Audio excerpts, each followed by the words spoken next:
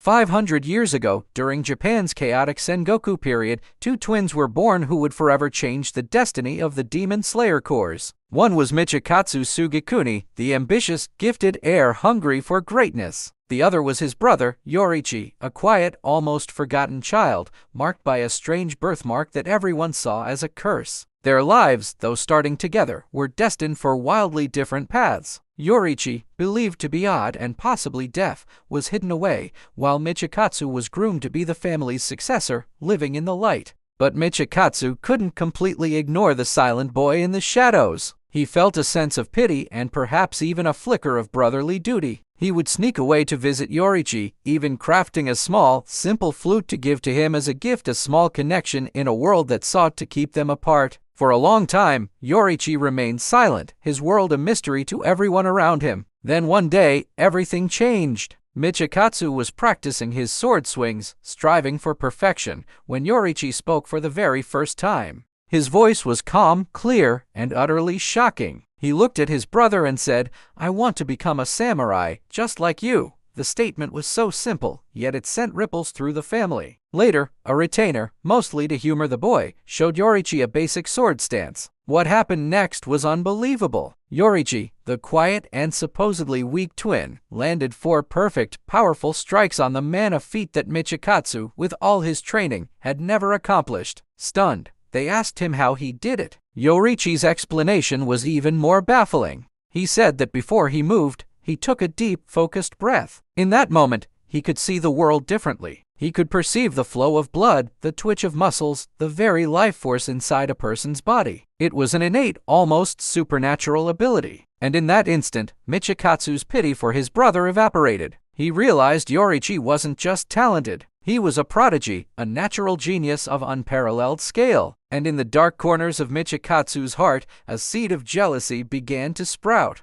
Not long after, their mother passed away. After her death, Michikatsu discovered her diary. He learned that Yoriichi had known about her illness all along. The quiet boy had understood the family's plans to send him to a temple and have Michikatsu take over as heir. In a final act of quiet love for his brother, Yoriichi left home in the middle of the night. He wanted to ensure Michikatsu would have the life he was promised without any competition. He found his brother one last time, thanked him for everything, and walked away into the darkness, carrying only the small flute Michikatsu had given him. Reading this, Michikatsu's jealousy twisted into something uglier, something deeper, a burning resentment. He couldn't understand Yoriichi's sacrifice. He only saw it as another way his brother was superior. Years went by. Michikatsu lived the life he thought he wanted. He became a samurai, married a wonderful woman, and had children. He built a family, but the specter of his brother's genius never truly left him.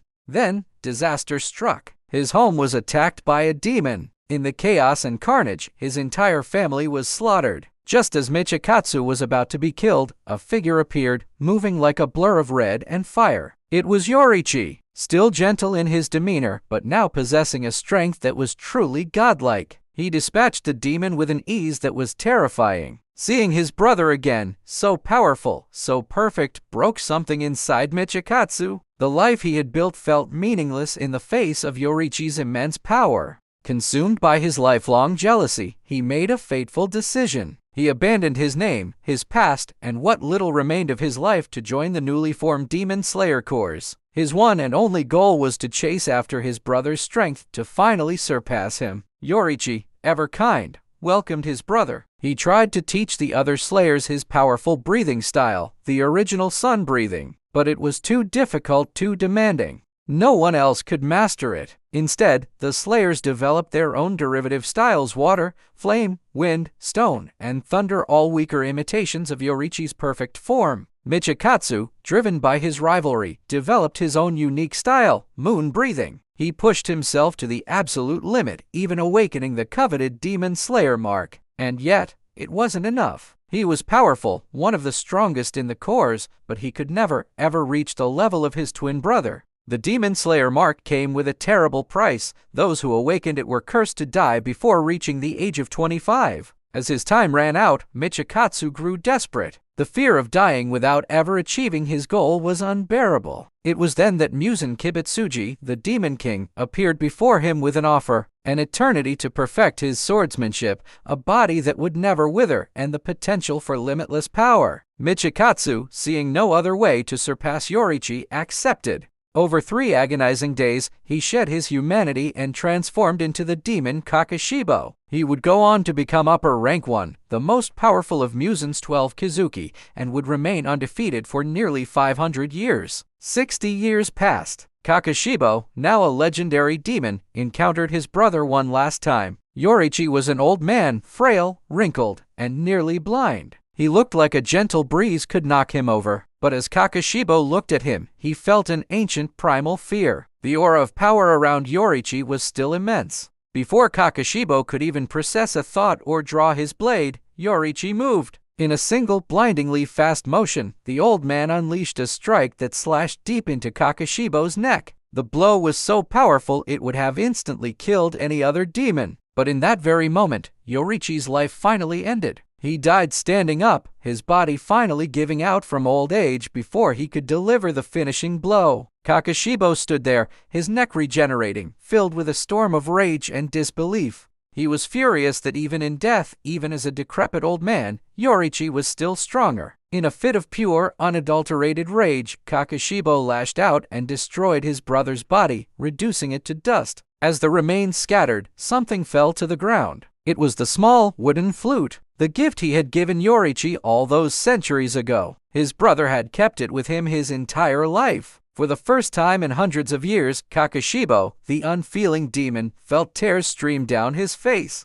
Centuries later, during the final arc of Demon Slayer, Kokushibo faced his ultimate battle against 4 of the strongest slayers of the modern era, the Mist Hashira Michiro Tokido, Genya Shinazugawa, the Wind Hashira Sanemi, and the Stone Hashira Gyomi Himejima. It was one of the most brutal and epic battles in the entire series. Even against 4 master-level opponents, Kokushibo was overwhelming, pushing them all to their absolute limits and beyond. But they fought together, coordinating their attacks, landing red blade strikes, and using every trick they had. Finally, in a desperate combined effort, they managed to sever his head. For any other demon, this would be the end. But Kokushibo's obsession and power allowed him to do the impossible. He regenerated his own head, transforming into a monstrous, twisted version of himself. He had achieved a new level of power. But when he saw his own reflection in a broken blade, he was filled with horror. This grotesque monster. This wasn't the dignified strength he sought as a samurai. This wasn't the path to greatness he had dreamed of.